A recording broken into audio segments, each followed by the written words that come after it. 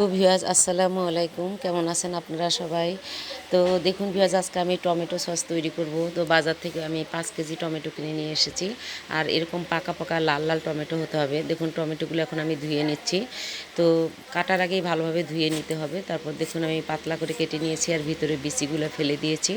এখন আমি দেখুন চুলায় সিদ্ধ করে নিচ্ছি। তো টমেটোগুলো সিদ্ধ হয়ে গিয়েছে, এখন আমি এগুলোকে নামিয়ে রাখবো। ঠান্ডা হয়ে আসলে ব্লান্ডার করে নিব।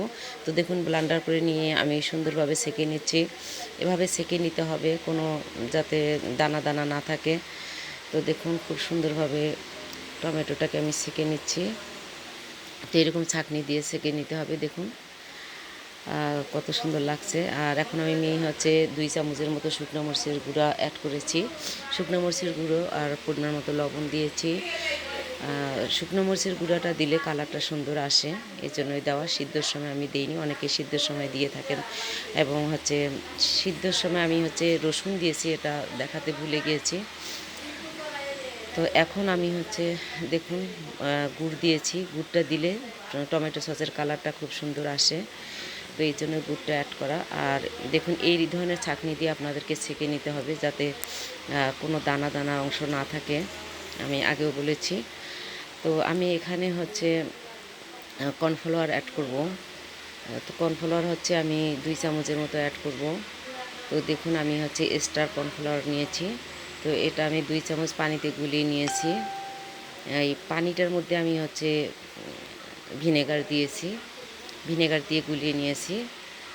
আর দেখুন আমি এখন তেঁতুল টক দিব এটাতে। তেঁতুল টক না দিলে কখনোই টমেটো সসটা ভালো আসবে না এবং খেতে টেস্ট হবে না। দেখুন আমি তেঁতুলটাকে সুন্দরভাবে ধুয়ে ভিজিয়ে রেখেছিলাম, আর এখন আমি সুন্দরভাবে ছেঁকে নিচ্ছি, কারণ তেঁতুলের মধ্যে অনেক ময়লা থাকে। তো দেখুন সুন্দরভাবে এই ধরনের চালনি দিয়ে ছেঁকে নিতে হবে। তো সব কিছুকে আমি এখন একসাথে মিক্স করে নিচ্ছি। তো সব ভালোভাবে মিক্স করে নিয়ে আমি এখন চুলায় বসিয়ে দিয়েছি। দেখুন তো ঘন ঘন নাড়তে হবে, যাতে পাতিলের তলায় লেগে না যায়, তাহলে কিন্তু পুড়ে গেলে টমেটো সস ভালো লাগবে না খেতে। তো অনবরত নাড়তে থাকা লাগবে। তো দেখুন আমার টমেটো সসটা কমপ্লিট হয়েছে। দেখুন কতটা ঘনত্বটা সুন্দর আসছে এবং কালারটা সুন্দর আসছে। তো ঠান্ডা হয়ে আসার পর আমি বয়মে তুলে নিব।